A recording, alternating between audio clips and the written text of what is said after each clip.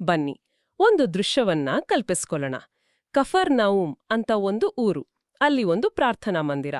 ಬಹುಶಃ ಅದೊಂದು ಮಾಮೂಲಿ ಸಬ್ಬತ್ ದಿನದ ಹಾಗೆ ಶುರುವಾಗಿರಬೇಕು ಅಲ್ವಾ? ಜನರು ಸೇರಿದ್ದಾರೆ, ವಾರದ ಜಂಜಾಟವೆಲ್ಲ ಮರೆತು ಕೂತಿದ್ದಾರೆ. ಆಗ ಒಬ್ಬ ಹೊಸ ಬೋಧಕ ಎದ್ದು ನಿಂತು ಮಾತಾಡೋಕೆ ಶುರು ಮಾಡ್ತಾರೆ. ಅವರು ಮಾತಾಡೋಕೆ ಶುರು ಮಾಡಿದ ತಕ್ಷಣ ಅಲ್ಲಿದ್ದ ವಾತಾವರಣವೇ ಬದಲಾದ ಹಾಗಾಯ್ತು. ಜನರು ಒಬ್ರ ಮುಖ ಒಬ್ರು ನೋಡ್ಕೊಂಡು ಪಿಸುಗುಟ್ಟೋಕೆ ಶುರು ಮಾಡಿದ್ರು. ಯಾಕಂದ್ರೆ ಅವ್ರು ಹೇಳ್ತಿದ್ದ ವಿಷಯಕ್ಕಿಂತ ಅವ್ರು ಹೇಳ್ತಿದ್ದ ರೀತಿ ಅದು ಪೂರ್ತಿ ಬೇರೆ ಇತ್ತು. ಅದೊಂದು ಅಧಿಕಾರದ ಘೋಷಣೆಯಂತಿತ್ತು. ಇವತ್ತು ನಾವು ಮಾರ್ಕನ ಶುಭ ಸಂದೇಶದ ಮೊದಲನೇ ಅಧ್ಯಾಯದಲ್ಲಿ ಬರೋ ಆ ಒಂದು ನಿರ್ದಿಷ್ಟ ಘಟನೆಯ ಆಳಕ್ಕೆ ಇಳಿಯೋಣ. ಯೇಸುವಿನ ಆ ಒಂದು ಮಾತು ಯಾಕೆ ಅಷ್ಟೊಂದು ಸಂಚಲನ ಸೃಷ್ಟಿ ಮಾಡ್ತು? ಅವರ ಮಾತುಗಳಲ್ಲಿ ಅಂಥದ್ದೇನಿತ್ತು? ಇದನ್ನ ಅರ್ಥ ಮಾಡ್ಕೊಳ್ಳೋಕೆ ನಮ್ಮತ್ರ ಬೈಬಲ್ನ ಆ ಭಾಗ ಇದೆ, ಜೊತೆಗೆ ಕೆಲವು ಆಳವಾದ ವ್ಯಾಖ್ಯಾನಗಳು ಇವೆ. ನಮ್ಮ ಇವತ್ತಿನ ಉದ್ದೇಶ ಇಷ್ಟೇ: ಆ ದಿನ ಪ್ರಾರ್ಥನಾ ಮಂದಿರದಲ್ಲಿದ್ದ ಜನರಿಗೆ ಏನನ್ಸಿತ್ತೋ ಅದನ್ನ ಸ್ವಲ್ಪನಾದ್ರೂ ಅನುಭವಿಸೋದು. ಇಲ್ಲಿರೋ ಸಂದರ್ಭ ಅದು ತುಂಬಾನೇ ಮುಖ್ಯ. ಕಫೆರ್ನವುಮ್ ಅನ್ನೋದು ಒಂದು ರೀತಿ ಯೇಸುವಿನ ಸಾರ್ವಜನಿಕ ಸೇವೆಯ ಕೇಂದ್ರ ಕಚೇರಿ ಇದ್ದ ಹಾಗೆ. ಹೆಡ್ ಕ್ವಾರ್ಟರ್ಸ್ ತರನಾ? ಹೌದು. ಮತ್ತು ಸಬ್ಬತ್ ದಿನ ಪ್ರಾರ್ಥನಾ ಮಂದಿರದಲ್ಲಿ ಬೋಧಿಸೋದು ಅನ್ನೋದು ಸಾವಿರಾರು ವರ್ಷಗಳ ಹಳೆಯ ಸಂಪ್ರದಾಯ. ಯೇಸು ಆ ಸಂಪ್ರದಾಯವನ್ನೇ ಬಳಸ್ಕೊಂಡು ಅದರೊಳಗೆ ಒಂದು ಹೊಸ ಕ್ರಾಂತಿಯ ಕಿಡಿ ಹೊತ್ತಿಸಿದ್ರು. ಇದು ಹಳೆಯ ಚೌಕಟ್ಟಿನಲ್ಲಿ ಒಂದು ಹೊಸ ಚಿತ್ರ ಬರೆದ ಹಾಗೆ. ಸರಿ, ಹಾಗಿದ್ರಿ ಅಲ್ಲಿಂದಾನೆ ನಮ್ಮ ಚರ್ಚೆ ಶುರು ಮಾಡೋಣ. ಮಾರ್ಕನ ಪ್ರಕಾರ ಯೇಸು ಮಾತಾಡಿದ್ದನ್ನ ಕೇಳಿ ಜನ ಬೆರಗಾದ್ರು ಅಂತ ಇದೆ. ಯಾಕೆಷ್ಟು ಆಶ್ಚರ್ಯ? ಮಾಮೂಲಿ ಬೋಧನೆಗೂ ಇದಕ್ಕೂ ಅಂತ ವ್ಯತ್ಯಾಸ ಏನಿತ್ತು? ಇದೇ ನೋಡಿ ಇಡೀ ಘಟನೆ ತಿರುಳು. ಅಂದಿನ ಧರ್ಮಶಾಸ್ತ್ರಿಗಳು ಅಂದ್ರೆ ಸ್ಕ್ರೈಬ್ಸ್, ಅವರು ಬೋಧನೆ ಮಾಡುವಾಗ ಒಂದು ಪದ್ಧತಿ ಇತ್ತು. ಅವರು ಯಾವತ್ತೂ ತಮ್ಮ ಸ್ವಂತ ಅಭಿಪ್ರಾಯ ಹೇಳ್ತಿರ್ಲಿಲ್ಲ. ಹೌದಾ? ಹೌದು.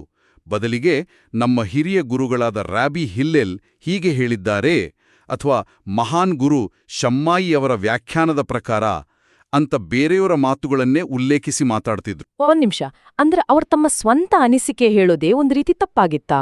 ಹೌದು, ಬಹುತೇಕ ಹಾಗೇನೆ. ಅದು ಜ್ಞಾನದ ಒಂದು ಸರಪಳಿ.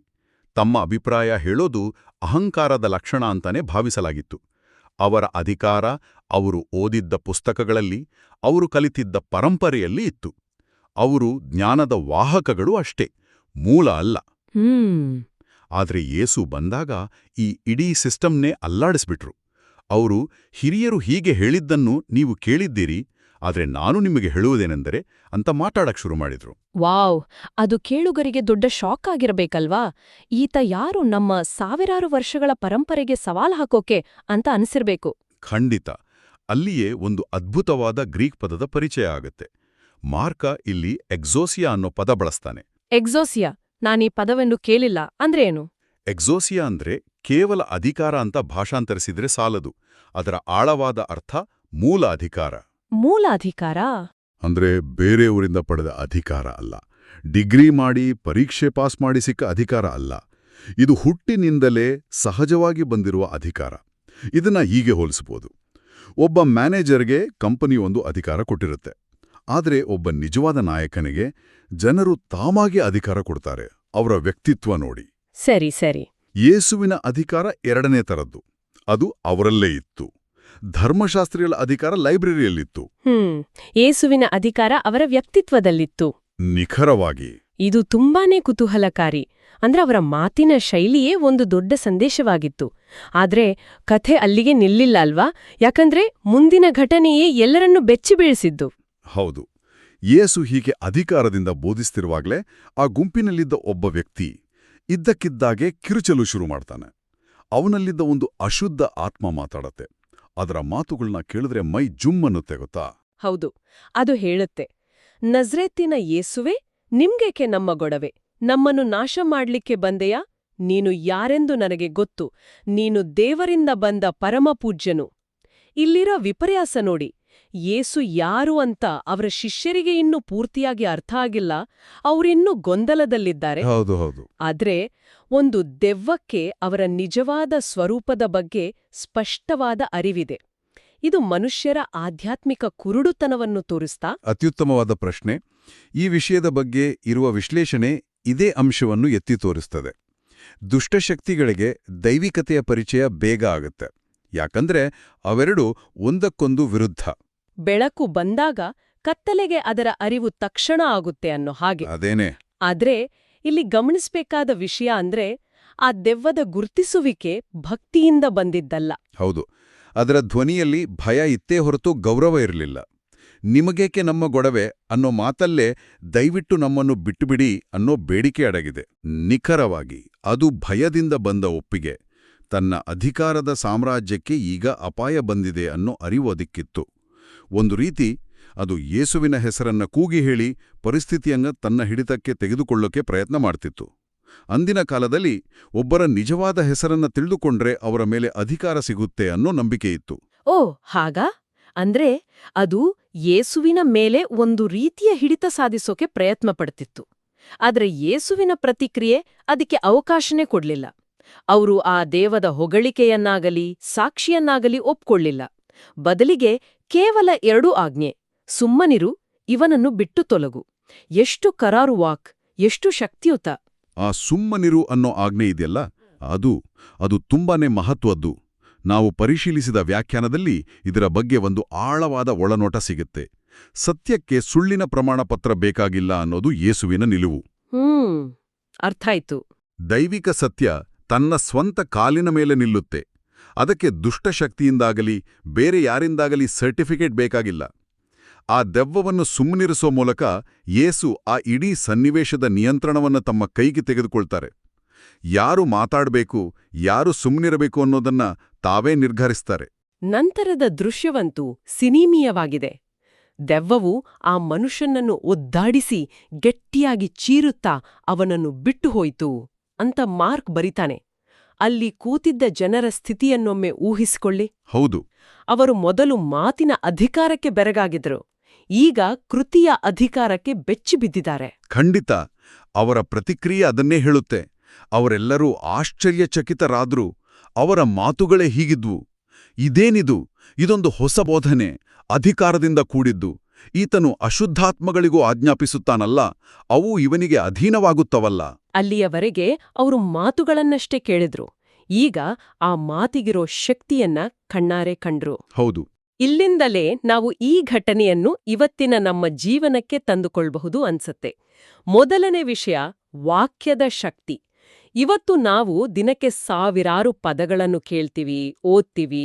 ಜಾಹೀರಾತುಗಳು, ಸೋಷಿಯಲ್ ಮೀಡಿಯಾ, ನ್ಯೂಸ್ ಎಲ್ಲವೂ ಬರೀ ಮಾಹಿತಿ. ಆದರೆ ಯೇಸುವಿನ ಮಾತು ಕೇವಲ ಮಾಹಿತಿಯಾಗಿರ್ಲಿಲ್ಲ, ಅದು ಪರಿವರ್ತನೆ ತರುವ ಶಕ್ತಿಯಾಗಿತ್ತು. ಹೌದು, ಇದೊಂದು ದೊಡ್ಡ ವ್ಯತ್ಯಾಸ. ನಾವು ಬೈಬಲನ್ನು ಕೇವಲ ಒಂದು ಹಳೆಯ ಕಥೆ ಪುಸ್ತಕದ ಹಾಗೆ ಓದಿದ್ರೆ ಅದು ನಮಗೆ ಕೇವಲ ಮಾಹಿತಿ ಕೊಡುತ್ತೆ. ಆದರೆ ಅದನ್ನು ನಮ್ಮ ಜೀವನದಲ್ಲಿರುವ ಕತ್ತಲೆಯನ್ನು, ನಕಾರಾತ್ಮಕತೆಯನ್ನು ಓಡಿಸಬಲ್ಲ ಅಧಿಕಾರಯುತ ವಾಕ್ಯ ಅಂತ ಸ್ವೀಕರಿಸಿದಾಗ ಅದರ ಪರಿಣಾಮವೇ ಬೇರೆ. ಆ ಮಾತುಗಳು ಇವತ್ತಿಗೂ ಜೀವಂತವಾಗಿವೆ, ಕ್ರಿಯಾಶೀಲವಾಗಿವೆ ಅನ್ನೋದು ಈ ಘಟನೆಯ ಸಂದೇಶ ಅಲ್ವಾ? ಖಂಡಿತವಾಗಿಯೂ. ಇನ್ನು ಎರಡನೇ ಅಂಶ, ಅಶುದ್ಧ ಆತ್ಮಗಳ ಮೇಲೆ ವಿಜಯ. ಇವತ್ತಿನ ಕಾಲದಲ್ಲಿ ದೆವ್ವ, ಭೂತ ಅಂದ್ರೆ ಕೆಲವರಿಗೆ ನಂಬಿಕೆ ಇರಲ್ಲ. ಈ ಪರಿಕಲ್ಪನೆಯನ್ನ ನಾವು ಆಧುನಿಕವಾಗಿ ಹೇಗೆ ಅರ್ಥ ಮಾಡ್ಕೋಬಹುದು? ಇದನ್ನ ಹೀಗೆ ನೋಡ್ಬೋದು. ನಮ್ಮ ಫೋನಿನಲ್ಲಿ ಹಿನ್ನೆಲೆಯಲ್ಲಿ ಕೆಲವು ಆಪ್ಗಳು ಓಡ್ತಾ ಇರುತ್ತವಲ್ಲ, ನಮಗೆ ಗೊತ್ತಿಲ್ಲದೆಯೇ ನಮ್ಮ ಫೋನಿನ ಬ್ಯಾಟರಿ ಮತ್ತು ಡೇಟಾವನ್ನು ಖಾಲಿ ಮಾಡ್ತಿರ್ತವೆ. ಹೌದು ಹೌದು. ಹಾಗೆಯೇ ಇವತ್ತಿನ ಜಗತ್ತಿನಲ್ಲಿ ಅಶುದ್ಧ ಆತ್ಮ ಅನ್ನೋದು ದ್ವೇಷ, ಅಸೂಯೆ, ಕ್ಷಮಿಸಲಾಗದ ಮನಸ್ಸು, ಕೆಟ್ಟ ಚಟಗಳು, ಖಿನ್ನತೆ, ನಿರಂತರ ಭಯ ಈ ರೂಪದಲ್ಲಿ ನಮ್ಮೊಳಗೆ ಕೆಲಸ ಮಾಡ್ತಿರ್ಬೋದು. ಇವು ನಮಗೆ ಗೊತ್ತಿಲ್ಲದ ಹಾಗೆ ನಮ್ಮ ಜೀವನದ ಸಂತೋಷ, ಸಮಾಧಾನ, ಶಕ್ತಿಯನ್ನು ನಿಧಾನವಾಗಿ ಹೀರಿಬಿಡ್ತವೆ. ತುಂಬಾ ಚೆನ್ನಾಗಿ ಹೇಳಿದ್ರಿ. ಅಂದ್ರೆ ನಮ್ಮನ್ನು ಮಾನಸಿಕವಾಗಿ ಮತ್ತು ಆಧ್ಯಾತ್ಮಿಕವಾಗಿ ಬಂಧನದಲ್ಲಿಡುವ ಯಾವುದೇ ಶಕ್ತಿ ಇರಬಹುದು. ಖಂಡಿತ. ಅದು ನಮ್ಮನ್ನು ನಿಯಂತ್ರಿಸುವ, ನಮ್ಮ ನಿಜವಾದ ವ್ಯಕ್ತಿತ್ವವನ್ನು ಬದುಕಲು ಬಿಡದ ಯಾವುದೇ ಆಂತರಿಕ ಅಥವಾ ಬಾಹ್ಯ ಶಕ್ತಿ.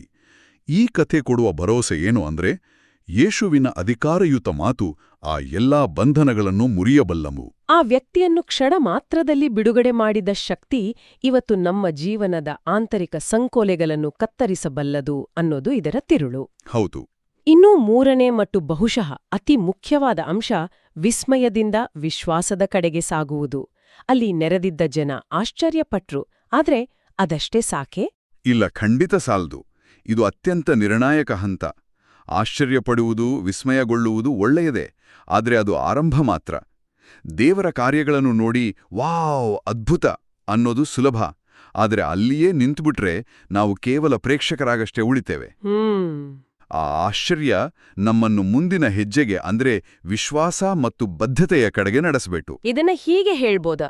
ಒಬ್ಬ ಗಾಯಕನ ಹಾಡು ಕೇಳಿ ನಾವು ಚಪ್ಪಾಳೆ ತಟ್ಟಬಹುದು, ಅವರ ಅಭಿಮಾನಿಯಾಗಬಹುದು. ಹೌದು. ಆದ್ರೆ ಆ ಗಾಯಕನಂತೆ ಹಾಡಲು ಕಲಿಯುವುದು, ಅವರ ಶಿಸ್ತಿನ ಅಳವಡಿಸಿಕೊಳ್ಳುವುದು ಬೇರೆಯೇ ವಿಷಯ. ಮೊದಲನೆಯದು ವಿಸ್ಮಯ, ಎರಡನೆಯದು ಶಿಷ್ಯತ್ವ. ನಿಖರವಾಗಿ ಇದಕ್ಕಿಂತ ಚೆನ್ನಾಗಿ ಹೇಳಕ್ ಸಾಧ್ಯ ಇಲ್ಲ. ವಿಸ್ಮಯ ಅನ್ನೋದು ಒಂದು ಘಟನೆಯ ಮೇಲಿನ ನಮ್ಮ ಭಾವನಾತ್ಮಕ ಪ್ರತಿಕ್ರಿಯೆ. ಆದ್ರೆ ವಿಶ್ವಾಸ ಅನ್ನೋದು ಆ ವ್ಯಕ್ತಿಯ ಜೊತೆಗಿನ ಸಂಬಂಧ. ಸರಿ. ಪ್ರಾರ್ಥನಾ ಮಂದಿರದಲ್ಲಿದ್ದ ಜನರು ಯೇಸುವಿನ ಶಕ್ತಿಯನ್ನು ಕಂಡ್ರು. ಆದರೆ ಆ ಶಕ್ತಿಯ ಮೂಲ ಯಾರು, ಆ ವ್ಯಕ್ತಿ ಯಾರು ಅಂತ ಆಳವಾಗಿ ತಿಳಿಯೋ ಪ್ರಯತ್ನ ಎಲ್ಲರೂ ಮಾಡಲಿಲ್ಲ. ಈ ಘಟನೆ ನಮ್ಮನ್ನು ನೇರವಾಗಿ ಕೇಳತ್ತೆ, ನಾವು ಯೇಸುವಿನ ಅದ್ಭುತ ಕಾರ್ಯಗಳ ಅಭಿಮಾನಿಗಳಾಗಿ ಉಳಿಯುತ್ತೇವೆಯಾ ಅಥವಾ ಅವರ ಹಿಂಬಾಲಕರಾಗುತ್ತೇವೆಯಾ? ಹಾಗಾದರೆ ಇವತ್ತಿನ ನಮ್ಮ ಈ ಚರ್ಚೆಯ ಸಾರಾಂಶವನ್ನು ಒಮ್ಮೆ ನೋಡೋಣ. ಮೊದಲನೇದಾಗಿ, ಯೇಸುವಿನ ಅಧಿಕಾರ ಎಕ್ಸೋಸಿಯಾ ಆಗಿತ್ತು. ಅದು ಎರವಲು ಪಡೆದಿದ್ದಲ್ಲ, ಅವರಲ್ಲೇ ಇದ್ದ ಸಹಜ ದೈವಿಕ ಅಧಿಕಾರ. ಹೌದು. ಎರಡನೇದಾಗಿ, ಅವರ ಮಾತು ಕೇವಲ ಶಬ್ದವಲ್ಲ, ಅದು ಜೀವನವನ್ನು ಬದಲಾಯಿಸಬಲ್ಲ, ದುಷ್ಟಶಕ್ತಿಗಳನ್ನು ನಿಯಂತ್ರಿಸಬಲ್ಲ ಒಂದು ಕ್ರಿಯಾತ್ಮಕ ಶಕ್ತಿ. ಮತ್ತು ಕೊನೆಯದಾಗಿ, ಅವರ ಕಾರ್ಯಗಳು ಹುಟ್ಟಿಸಿದ ವಿಸ್ಮಯವು ಕೇವಲ ಒಂದು ಕ್ಷಣದ ಅನುಭವವಾಗಿರದೆ ವಿಶ್ವಾಸ ಮತ್ತು ಸಂಪೂರ್ಣ ಬದ್ಧತೆಯ ಜೀವನಕ್ಕೆ ಒಂದು ಆಹ್ವಾನವಾಗಿದೆ. ಈ ಚರ್ಚೆಯ ಕೊನೆಯಲ್ಲಿ ನಮ್ಮ ಮೂಲ ಆಕರಗಳಲ್ಲಿರುವ ಒಂದು ಆಲೋಚನೆ ಮನಸ್ಸಿಗೆ ಬರುತ್ತಿದೆ. ಯೇಸು ಅಂದು ಕಫರ್ನೌಮ್ನಲ್ಲಿ ಅಧಿಕಾರದಿಂದ ಮಾತನಾಡಿದ ಹಾಗೆ ಇವತ್ತಿಗೂ ನಮ್ಮ ಸಭೆಗಳಲ್ಲಿ, ನಮ್ಮ ಕುಟುಂಬಗಳಲ್ಲಿ, ನಮ್ಮ ಮನಸ್ಸಿನೊಳಗೆ ತಮ್ಮ ವಾಕ್ಯದ ಮೂಲಕ ಮಾತನಾಡುತ್ತಿದ್ದಾರೆ ಅಂತ ಅದು ಹೇಳುತ್ತೆ. ಇದು ಒಂದು ಪ್ರಶ್ನೆಯನ್ನು ಹುಟ್ಟುಹಾಕುತ್ತೆ. ಆ ಅಧಿಕಾರದ ಧ್ವನಿ ಇಂದು ನಮ್ಮ ಜೀವನದಲ್ಲಿ ಮಾತನಾಡಿದರೆ ಅದು ಯಾವ ಅಶುದ್ಧತೆಯನ್ನು ತೊಲಗಿ ಹೋಗು ಅಂತ ಆಜ್ಞಾಪಿಸಬಹುದು. ಅದು ನಮ್ಮಲ್ಲಿ ಬೇರೂರಿರುವ ಕೋಪವೇ, ಭವಿಷ್ಯದ ಬಗ್ಗೆ ಇರುವ ಆತಂಕವೇ, ಅಥವಾ ನಮ್ಮ ಸಮಾಜದಲ್ಲಿ ನಾವು ಕಣ್ಮುಚ್ಚಿ ಸಹಿಸಿಕೊಂಡಿರುವ ಅನ್ಯಾಯವೇ? ಮತ್ತು ಎಲ್ಲರಿಗಿಂತ ಮುಖ್ಯವಾದ ಪ್ರಶ್ನೆ, ಆ ಧ್ವನಿಯನ್ನು ಕೇಳಿ ಅದಕ್ಕೆ ವಿಧೇಯರಾಗಲು ನಾವು ಸಿದ್ಧರಿದ್ದೇವೆಯಾ? ಪ್ರಿಯರೇ, ಈ ಚಾನೆಲ್ ಅನ್ನು ಸಬ್ಸ್ಕ್ರೈಬ್ ಮಾಡಿ ಪ್ರತಿದಿನ ದೇವರ ವಾಕ್ಯವನ್ನು ಆಲಿಸುತ್ತಾ ಅದನ್ನು ಇತರರೊಂದಿಗೆ ಹಂಚಿಕೊಳ್ಳಲು ನಮಗೆ ನೆರವಾಗಿರಿ. ಧನ್ಯವಾದಗಳು.